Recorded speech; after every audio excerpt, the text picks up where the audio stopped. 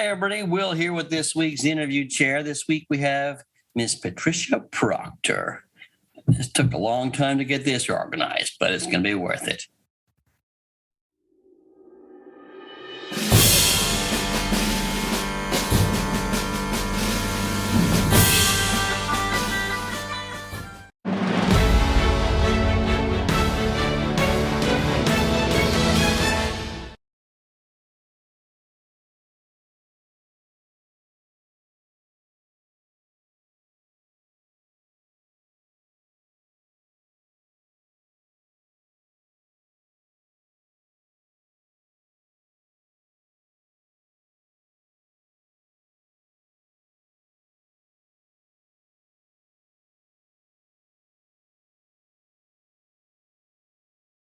Hi, everybody. Will here with this week's interview chair, and I have my favorites, and she knows it, Miss Pattie Proctor. How are you, Pattie?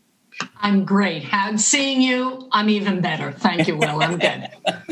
Oh, it's great to see you. True. So how are things going?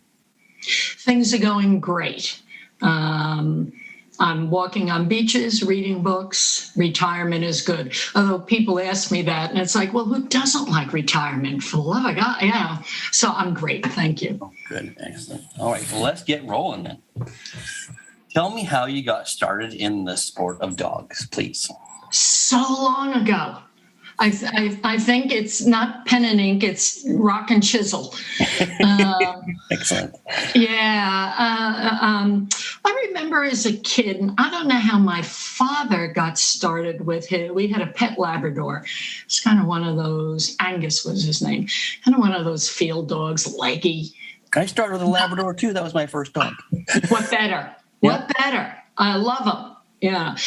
So it was a leggy dog, just a nice, good old family dog. And I don't know how my father started in obedience. I just remember him obedience.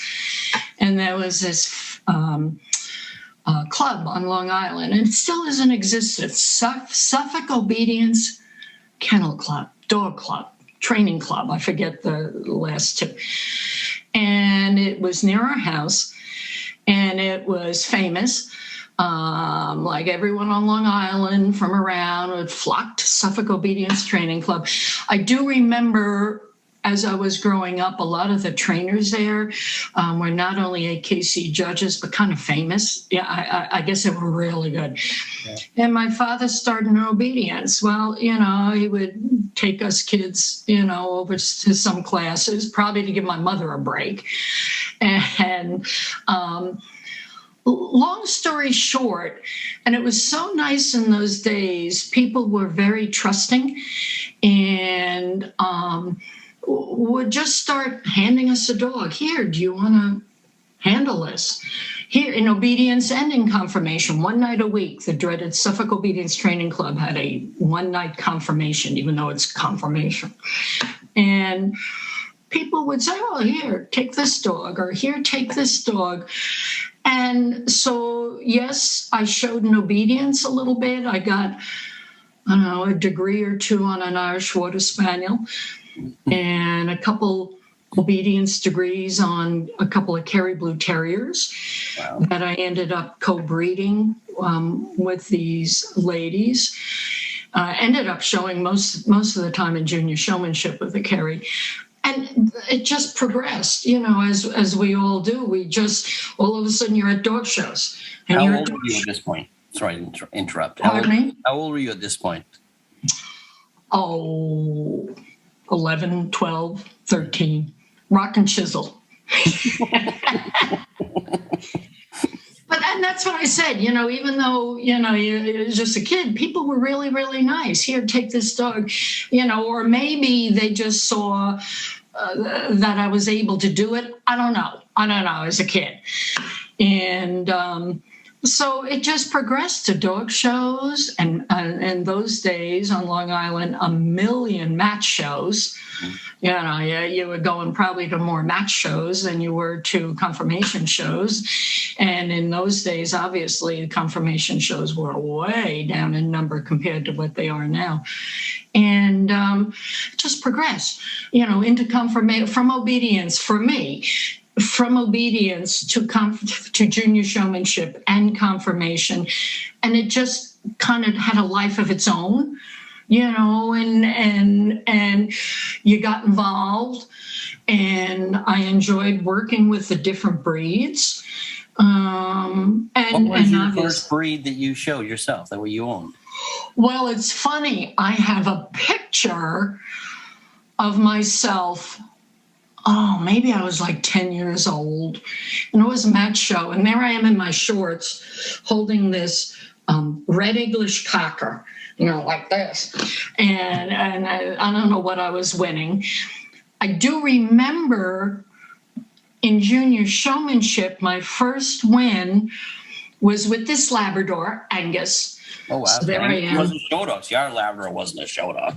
Well, this one wasn't either. But in junior showmanship, who cares? But there I am, with this top line, and I'm holding the tail, and the tail is like that. And the judge, and I remember it was a novice class, and it was at Putnam, and the judge was John Ashby's father. Oh, wow. Because in those days, during lunch is when junior showmanship was. You grab a dog, any dog, go in, show, give the dog back or whatever. But this happened to be our own family pet, and there I am looking like a dork. But yeah, it was John Ashby's father, and handlers just took the time, which was very nice of them, during their 1 hour lunch break, to jump in a ring and judge junior showmanship. That's what we do up here still. Still. Lucky you. Lucky kids. Yeah, we still do that. That's wonderful. Yeah, And then, you're going through school, and I worked I was very lucky. It was funny. I showed in junior showmanship, and still with handlers doing it. Roy Holloway was the judge, and he gave me the governor's trophy for best junior or whatever at the Hartford show. And we took a picture, and I do have that picture. We took the picture. Well, you'll have to send that to me. Oh, okay, I will. Took the picture, and he turned to me and he said, "Do you want a job?" He was my first boss. Like, it wasn't even in my head to go work for a handler. It just wasn't. So he was my first boss. I worked for him on weekends. And how old were you at that point then? So I want to say like 16. Yeah. And I didn't, of the 3 handlers I worked for, I never worked in their kennel. And I think my mother was very smart in keeping, being diverse in her kids' lives, having a home life, stuff with school, going to college, and doing all of that. But yet, heading off to shows on the weekend, because clearly I was interested in it, and not even for any kind of a future. I just enjoyed doing it. Mm. So I never worked at any of the handlers' kennels. But what was good with Roy is he had a van, and it was quite amazing. He had a van load of best in show dogs, and what an experience. So anything from a Czech Collier's Bouvier to a pug, to a best in show bloodhound, to a best in show Kazan. I mean, just chock full of these best in show dogs, which was fascinating to learn from. He was a good boss. He was a very good boss. With Roy? Maybe 3 years. Oh, that's good. Yeah. And then the Forsyths hired me. And again, I would go with my friend to Pat Cruz to the shows. She would drive. She lived on Long Island. And off we'd go. And I'd meet up with them on the weekend. And that was a good experience. You learn throughout what works for you and what doesn't. And every handler has a different way. But it was very interesting. The Forsyths put a lot of their assistance in the ring. So it wasn't that you were just the person back at the crate. If all of a sudden a boxer needed to go in for reserve, or especially in boxers, they would have, 2 open dogs, brindle, and 2 fawn open dogs, and whatever. And if one of them was off somewhere, you got the other one. It was quite a handling experience. It was probably overwhelming at first then. I don't know why, but no, it wasn't. I don't know why. These dogs and just how famous I felt they were, and absolutely, total respect. And it was interesting because both Bob and Jane, you would listen to them, and even though clearly they were incredibly successful, they would talk to us differently. They would, Janie was more the educator. Bob would quietly just say 1 or 2 words, and you got it. He would see something you're doing, that needs tweaking, and he would say, blah, blah, blah, blah, and you got it. Whereas, and they were great. It was truly a good education. And was there a big team when you were there? Yeah. So Kathy Kirk basically managed the schedule, which she was very good at. Bobby Fowler and Bobby Fisher were there.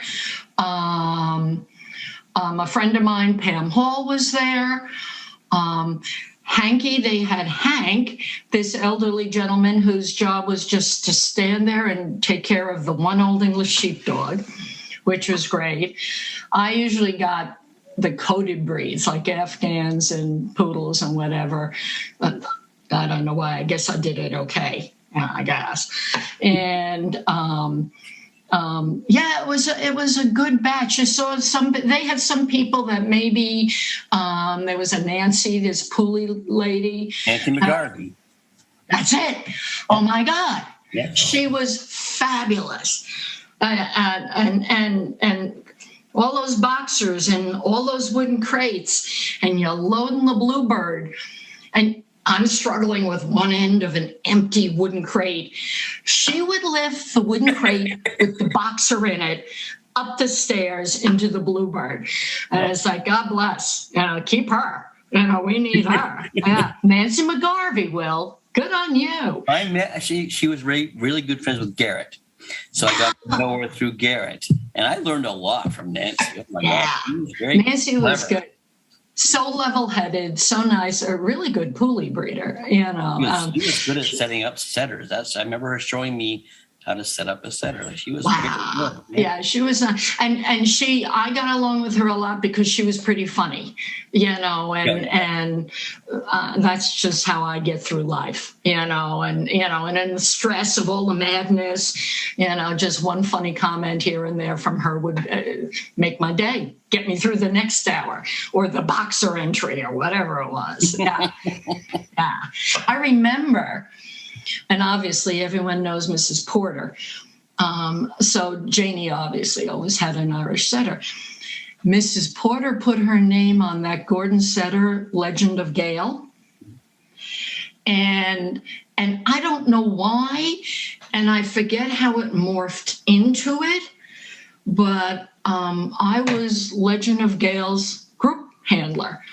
I guess the dog didn't work well for Bob, because he would be standing, and Janie always had the Irish, and I was the legend. Lucky me. I mean, incredibly lucky me. And the few times that I would win the group, and Janie getting second, it's like, yeah, I got a stink eye from Janie, but there I am. It's Legend of Gale. He's a beautiful dog. Yeah. Very lucky. Yeah. It was a great experience. Yeah. How long were you with Bob and Jane? I want to say maybe 2, maybe 3 years. I'm not good on time. Years of assistant. Yeah. I'm not good on time, Will, as you'll find out in this interview. It kind of just all runs. Yeah, it just runs. Yeah. And during college, I was training an owner. I'm one of the charter members of the Owner Handler Association of America. My father and Charlie Westfield and this Erwin Hutzman started. And I was training classes, confirmation classes out on Long Island. And I'll never forget Dave Roberts, Ellen Roberts' mother, Dave Roberts' mother-in-law, Flo Harmon, came to the class with these two little toy poodles. And I don't know why. It's like, oh, love it. Would be a challenge. And that was my first poodle. One of those puppies was my first poodle, which then Bob helped me with trimming. She couldn't finish her, she had a slip patella. But that was my introduction to poodles. And that's when I went to work for Richard Bauer. Clearly I needed help. And again, just on weekends, and quite the experience. And I did that through college. And I stayed with poodles. I found it a challenge, and Lord knows, as you know, they're wonderful to work with. Bred a couple toy litters, bred a couple standard litters, but it's like, that's too many. Toys, I wasn't getting what I wanted on a limited basis in that size. Mm-hmm. Standards, who wants 12 puppies? Not me. So I went back down to minis, and minis kind of is where I focused for a couple of decades. How long I was going to go back a bit. How long were you with Richard? He was one of my favorite. I loved Richard. Incredibly talented. When he put the work in. And of course, Michael Poisserat was working, living at his kennel, which is Annie's old kennel. Michael Poisserat and Jimmy Mitchell were there. So it was quite the group. Yeah. I'm guessing I was there maybe another 3 years, I'm guessing. Wow. Yeah. I know. Wow, you know. Well, and lucky me. Yeah. A, lucky me that I had those people to learn from. Sure. And B, whatever possessed me to say, I need to learn. You know, and maybe it was because I went to college and I have a BS in education. So and even at that point, I wasn't planning on hanging out a shingle. It kind of, everything in my life kind of morphs, you know. Yeah. So, but eventually I did. Yeah. And when did you do that? How old were you then, roughly? Yeah. Oh, I don't know. Maybe 26, 27, 28, something like that. Yeah. I mean, I still had my own. And throughout that whole time, being a professional handler, I still had my own because, as you know, it's just a fabulous breed. And I had a couple of really good clients, and I enjoyed it. And that learning process, I'll never forget being at Bryn Mawr, obviously with PCA, so huge entry, thinking, okay, I'm still learning. And I had a white mini that I co-bred with this lady. I still wasn't professional handling. And I don't know what made me, I'm in the ring in the middle of an open bitch class, and I look to my right, and there's Frank Sabella and Janie, and Wendell, and I look to the left, and there's Richard, I don't know who, and I remember thinking, oh my God, what am I doing in here? What am I, nuts? You know, but I just kind of hunkered down. But clearly from Bud Dickey, clearly from all of them, I took pieces of what worked for me. Mm-hmm. And take it or leave it. That's how I rolled with it. And I learned to groom them better and condition them better and show them better and breed them better. And, all of that. I was very lucky, Will. I was very lucky. And just to grow up to have those people around you working and getting to watch them work, I'm sure it was amazing. Like being up here, I got to see them once in a blue moon. Like, I was up here, which was great. But like I'd go down there and I'd be like I was in Hollywood, It's like, yeah. Oh, remarkable! And trust me, the respect that I had for them, you can't measure. I mean, you just stood there sometimes and you just watched and you learned and you listened and you just watched how they worked the business, how they showed those dogs. I mean, smoothest hands in the world, Bob Forsyth. Whenever he showed those whippets, finger under the chin, and you didn't even see him behind those dogs, as large as he was. It was fascinating, very impressive, and I was incredibly lucky. Yeah. I guess being at the right place at the right time in a part of the country that was embedded with those kind of people, that had enough shows. A friend that would drive me to the shows until I got my driver's license, that kind of thing. It just kind of played out. And I just rolled with it. I'm very lucky. There's no doubt about it. That's why when I see assistants and juniors nowadays, even if I said all that to them, it wouldn't make a dent because they didn't experience it. They don't know who these people are. And I get that, but it's a shame because it's invaluable. I talk to handlers now because assistants are in shortage right now. It's hard to find an assistant. And the first reply is always, how much am I going to make a day? I never, I was talking to, I can't remember, maybe it was Wayne. I don't remember being told how much I was being paid ever. Yeah, exactly. I remember with Forsyth, it was $25 a day, and I thought I was rich. It's like, oh my God, $25 a day. And even if you went to buy a 25-cent Coke, you had to get a receipt. And Lord knows that's about all that they would give you because the classic Janie story, ask anyone who worked for them. I'll never forget, it was a hot day. We're outside. Obviously, they unloaded under the tent. And we're all working, and Janie announced, okay, lunch is ready. Well, her idea of lunch was, I know. What did she make? So, grabbed a rinsed out dog dish, feed dish, kind of swiped a little. I happened to watch the whole thing. Whatever I was brushing, she was in my line of fire.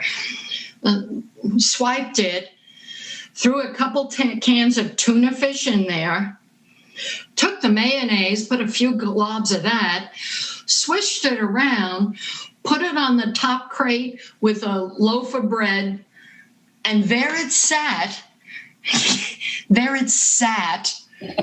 Uncovered, July, outside, there it sat.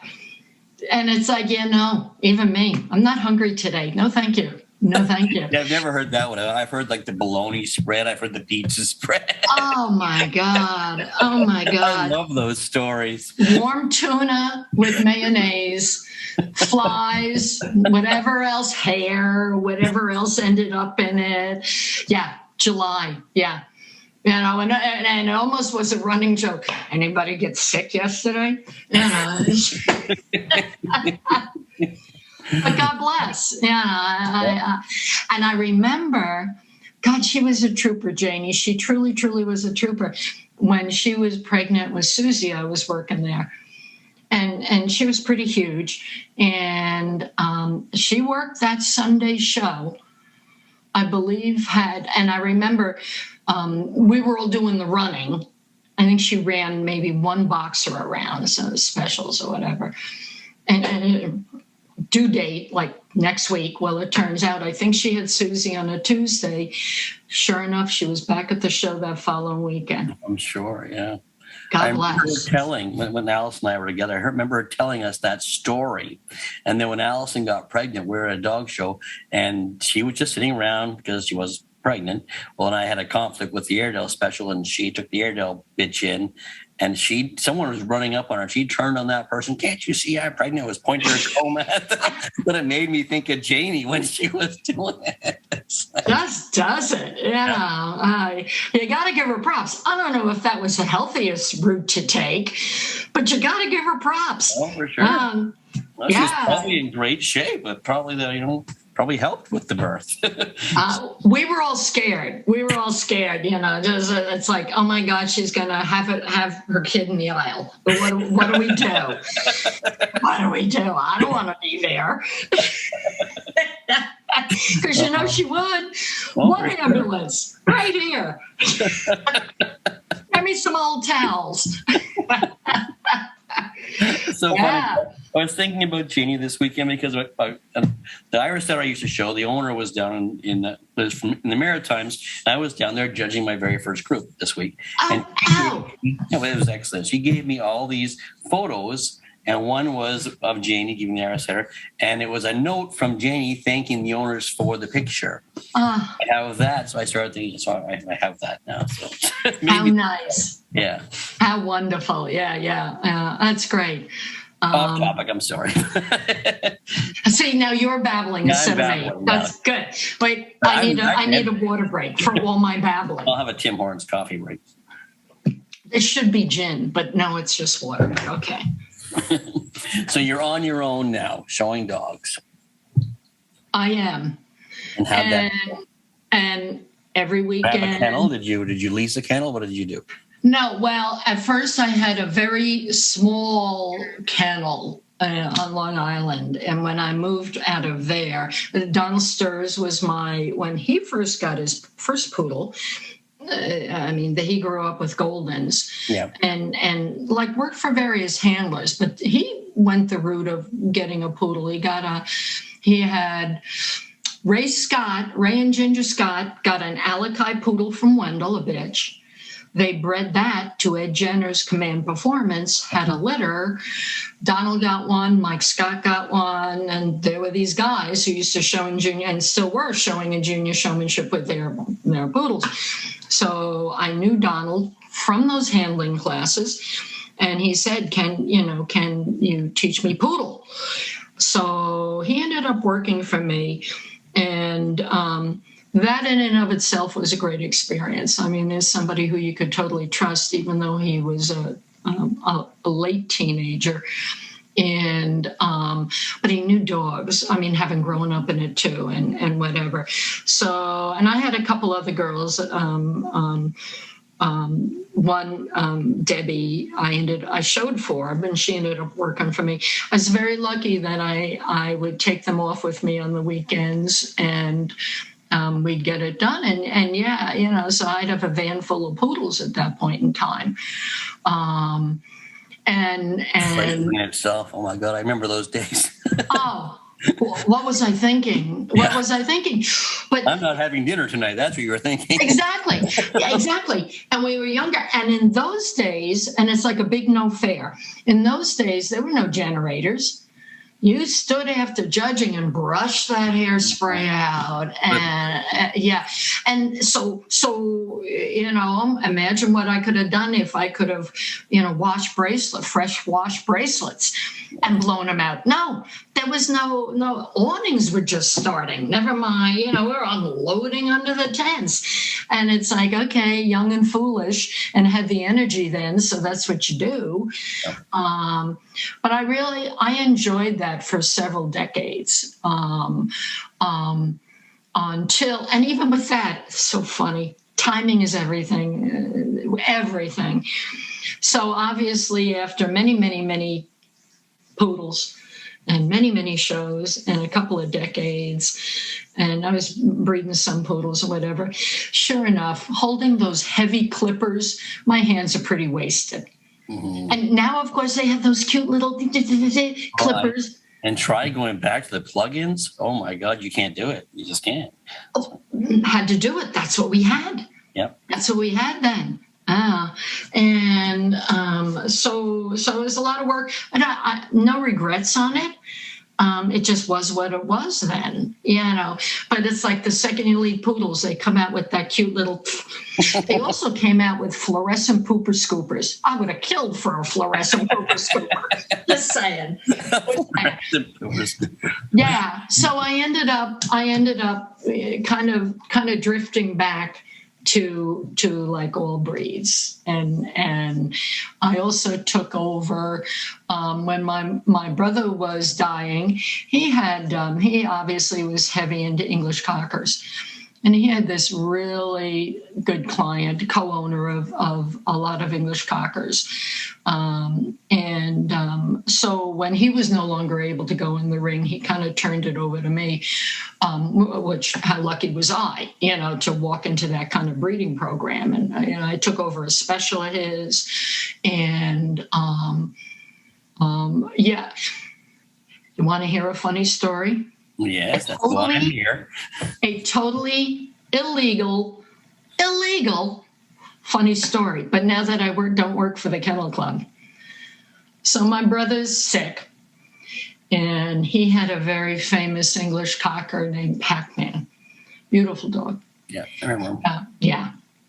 And he was showing it. I had a dog I was showing at the same time because they love showing. We showed them as veterans. I had one I showed at PCA in Pac because he wanted to go, made him happy till he was like 15. Scott had an English Cocker that he kept showing and showing. And his goal was to break a record for the highest number of group placings. So Scott's in and out of the hospital. And living in Florida with my mother. And he calls me up. He says, okay, I'm back in the hospital, but Pac-Man's entered in Florida. Okay. No, he was living in Pennsylvania. I'm sorry. Pac-Man, there's a show in Florida I was going to take Pac-Man to get one more group placing, and that would have broken the record. So, of course, I drop everything. I say to Danny, you're on your own this weekend. Of course, full support. Go. Buzzy Leonard was going to pick me up at the airport. I was going to stay at Buzzy's. I'm going to show the dog, get one last group placing, go home, break the record. Yay. Whatever my brother wanted. So I tootle off to Florida with Pac-Man. And I'll never forget the night before the show. My brother calls me, and I see who the judge is. But my brother calls me and says, okay, Babby Tongren, Babby and I were just talking, no problem on the group placing. Swear to God, she's doing the breed and the group. No problem on the group placing. Okay. Night before the show, and Buzzy and I are kidding about it. It's like, yeah, whatever you want, Scott. So I'm grooming Pac-Man in Buzzy's garage, and I had to run to the bathroom or whatever. I said, Buzzy, keep brushing. So I come back, and Buzzy's like sheet white. I said, what? He said, Patty, Pac-Man only has one testicle. Call my brother up. Something you didn't tell me? He said, well, yeah, he's old and kind of shriveled up. And he said, it's only Babby. Okay. Go the next day. There I am. Win the breed. Babby doesn't even go near a testicle. She's worried about her next cigarette. I mean, she was fabulous. So off I go in the group. And Gavin had a really, really, really good Vizsla at the time. He was specialing. So there I am in the group. Just give me fourth. Just give me fourth. No. She gives me the group. My head immediately went to... No, who's doing best in the show? Bob Moore. Oh, no. Oh, no. Oh, no. I'm going to get disqualified. The one placing's going to get taken away. Oh. Oh my God, what to do? Buzzy is pacing. Oh my God. Davin is shooting me looks like, well, who do you think you are coming in my neck? You know, the whole thing. Obviously, only Buzzy and I knew about the one testicle. So it's like, okay. And at least I was comfortable enough with Bob Moore that I could. So I said to Buzzy, I'm going to babble like an idiot. So he comes to the dog and he said to the table and says something about, nice to see you down here. I literally just hung on, pretending I was holding the tail up, even though it stayed up on its own.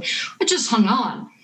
And he, to where the testicle was, Yeah. He just brushed past it and done. The dog's in best in show. He's got to have 2 testicles. So totally illegal, the whole thing, from the phone call to Babby, to the one testicle, to the judge not touching it, the whole thing made the dog got his record. So yay, it made my brother in the hospital very happy. So all good. Exactly. That's a great story. Worth the sweat. Oh my God. That's a great story. Yeah. I'm sure it's not shocking to a lot of people. I'm sure that it's been done before and will be done again. But for me, it was like, oh my God, Scott, what are you doing to me? Yeah. Okay, so you're still showing dogs. How long did you show dogs professionally? I stopped in 2007. So I started in the 60s as a kid. And professionally? Professionally? No. I guess it was like 76, 77, something like that I hung out my shingle, did the poodle thing, hands went crippled. They look good now. Yeah, I'm not holding that damn big clipper with the wire. Went back to like old breed handling, and I was very lucky. You know, I have to honestly say, and it sounds so sappy, I was never one with a goal to win best in shows and win Westminster and all of that. To me, I was very happy. I didn't want that pressure. Let me just plug along. Sure. Just plug along. If it happens, it happens, right? Huh? If it happens, it happens. It happens, it happens. If it doesn't, it doesn't. But I was never, that was never like a mindset. And I was very lucky. I had some really good dogs, whether it be a pug or that a couple of English cockers. I had a really, really good Shar-Pei. Had a couple of good poodles. It was like a smattering. Mm-hmm. And that was enjoyable because it got me, after a couple decades of poodles, it got me into other rings. So it was viewing different dogs and different judges and different exhibitors. And it was a pleasure. But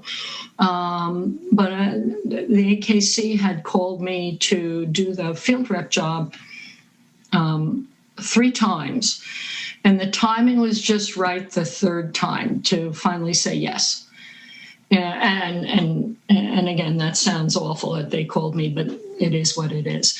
I didn't have a resume in or anything, you know. It's funny when I was talking to Daryl Hayes, who was head of the field staff, and I said, well, I don't know any rules, Daryl. And he said, well, have you ever been suspended? And I said, no. He said, well, you must know some rules. I mean, it's so classic and so funny. So I did take the job.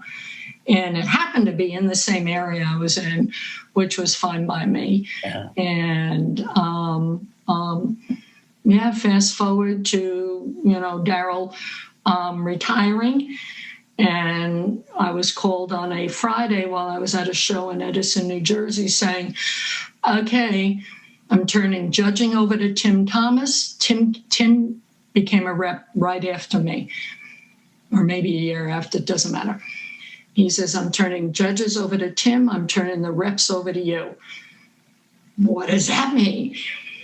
He's, you'll do the budget and you'll do this. They're yours. And on Monday, they were mine. I'm just like, what does that mean? No idea what that means. But Tim and I relied on each other a lot, because he was navigating what he had to do. I was navigating what I had to do. And with the support of people like a Dennis Sprung and some of the field staff, you muddle through it. You do it, trial and error. You do it by experience. You do it by just doing it. What's working, what's not working. So, I appreciate Daryl for that, but oh my God, they're yours on Monday. What? Well, you stepped up, that's for sure. Yeah. Whether I liked it or not, there it was. But it was a lot, and I knew I'm just one of those responsible people. So I mean, I kidded them. I felt like a mother hen half the time. And as a matter of fact, as a retirement gift, they gave me this fabulous sketch done by another friend of mine, Patrick McManus. And there's a big hen and all little chicks. Yeah, that was me. That was just how I rolled. I mean, total respect for the team that I put together. There were some firings, Life. Mm-hmm. Yeah. Well, I never appreciated good old boys. I mean, I was raised with that, and you saw it. And like as a kid, it's like, oh, that's just the way it is, whatever. And, but as you grow up in life, you realize, for me, it was like, I'm not happy with good old boys and turning your head when something should be done and ignoring other stuff. And so when I became head of the field staff, I said, just how I roll, take it or leave it, doing this straight, we're doing it straight. So those that didn't do it straight, ended up not working for the company anymore. I had to do some hirings, a lot of hirings. I kept saying, if I have one more interview to do, I'm going to shoot myself. But I'm very proud of the team and the integrity that they have, and the knowledge and the experience that they have. And they're doing a straight job, and I'm proud of them. It's a hard job.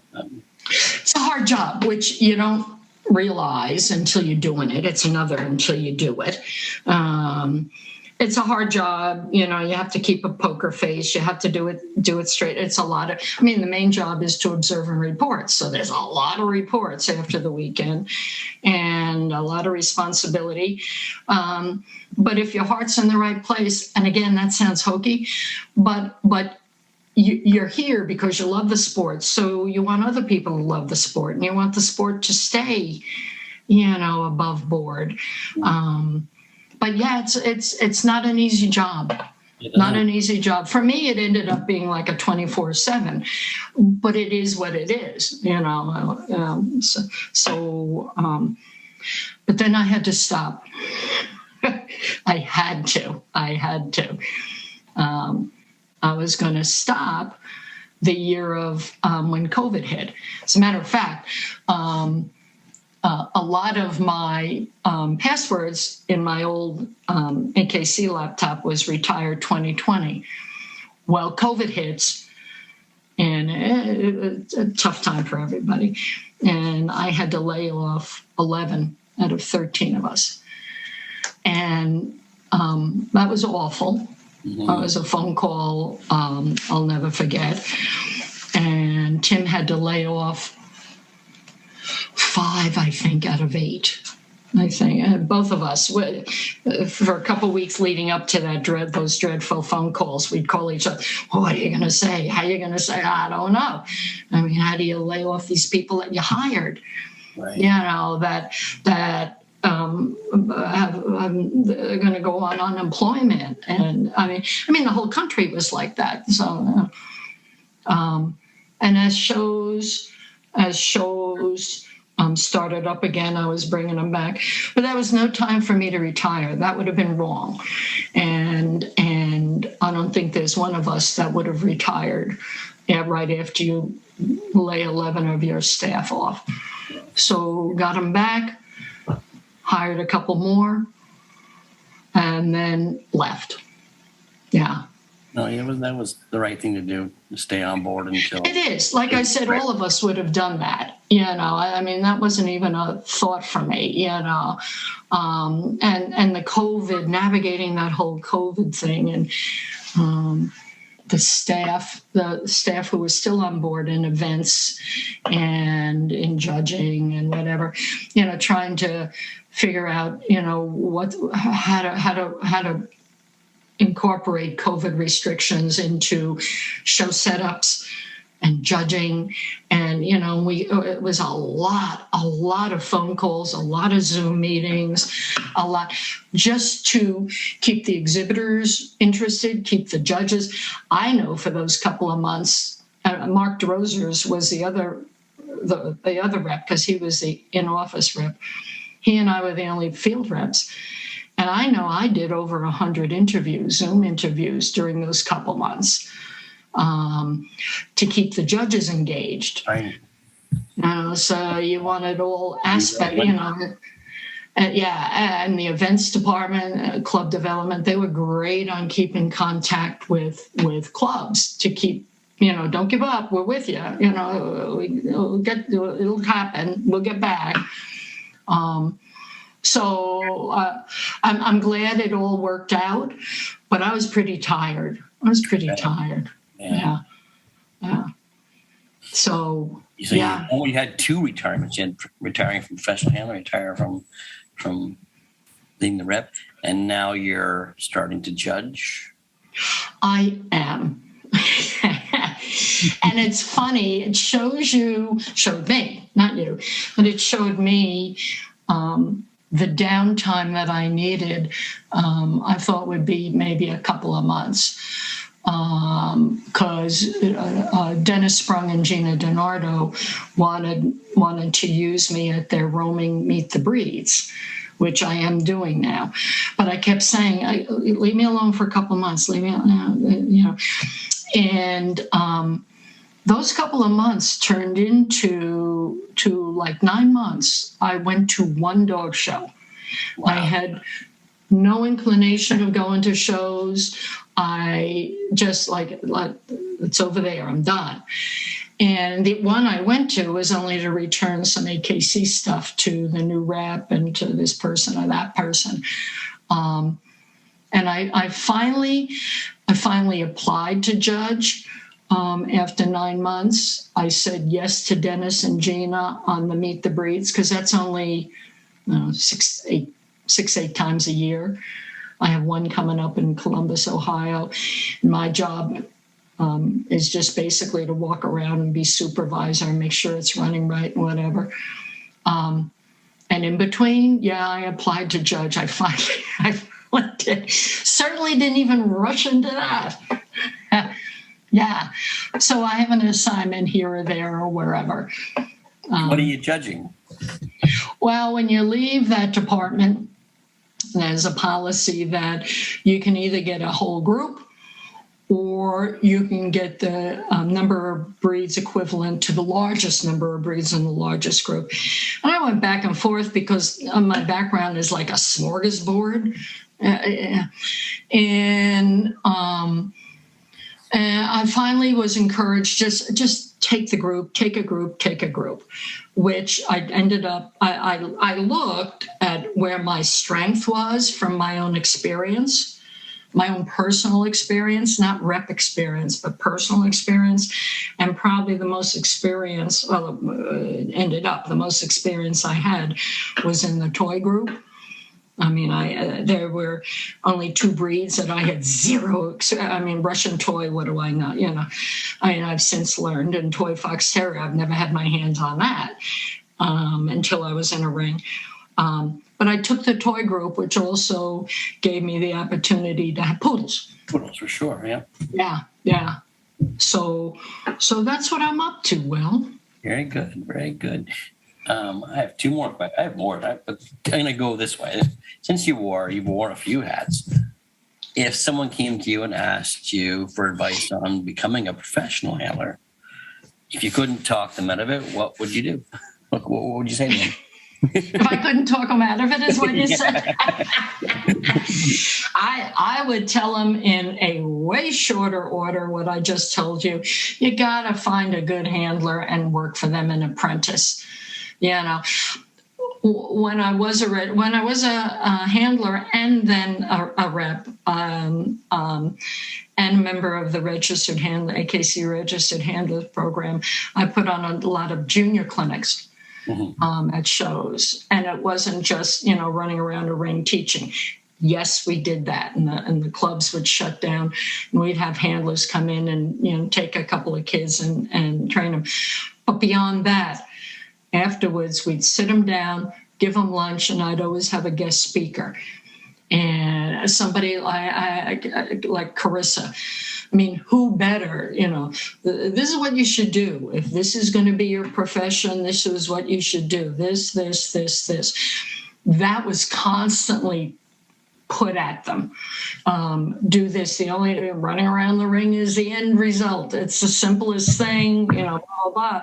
Hold pooper scoopers for a year or two, and then we'll get you in a ring.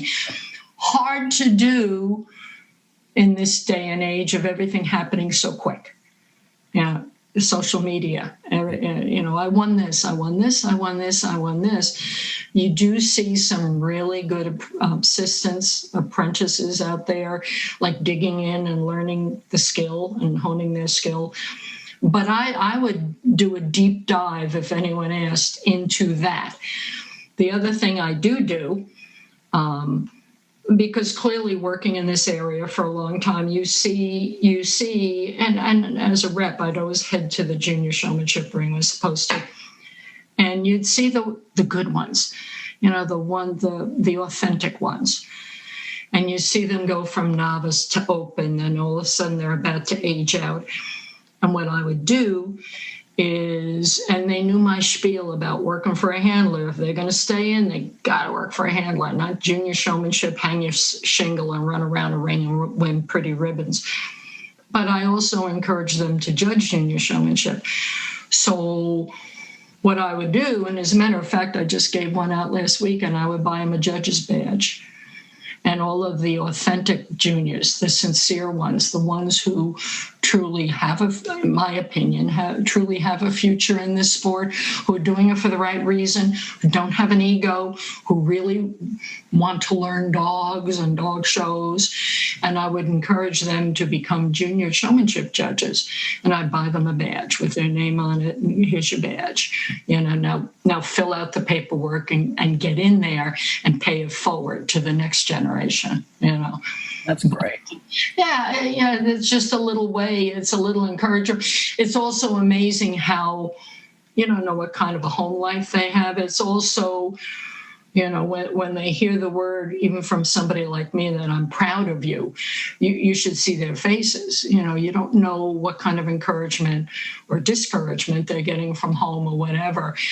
And it was always...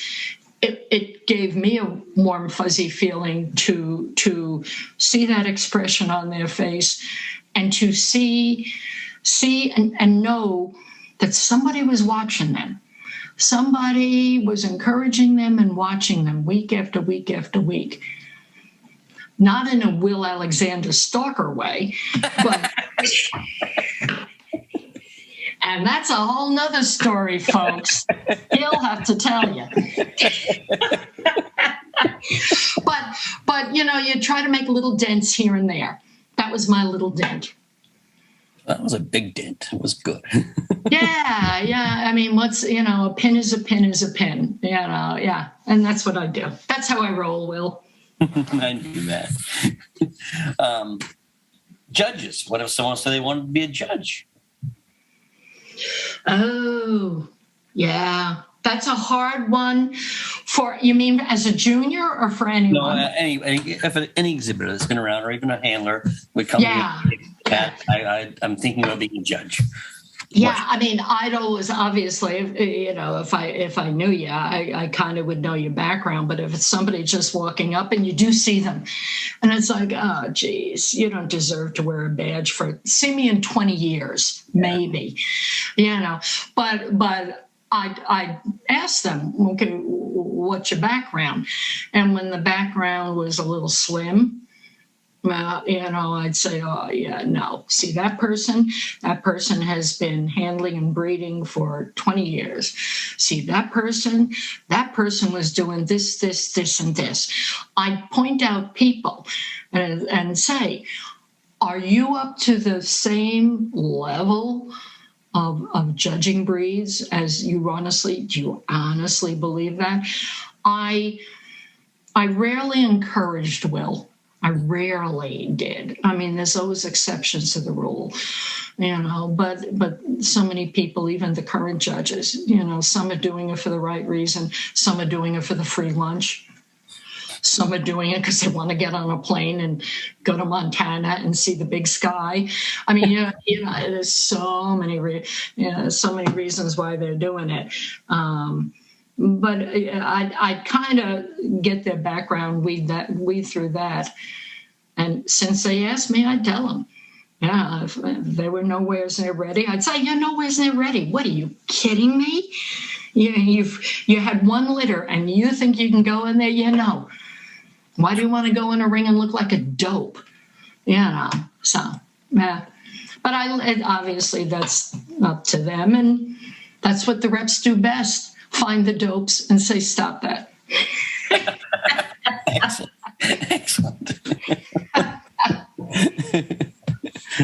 Okay, one more question. I'm nervous. If this is one more question, I'm nervous. This could send me flying backwards. Wait, let me take a gulp. All right. Hit me, Will. Pattie, if you were to meet the 20-year-old Pattie, is there any advice you'd give her now?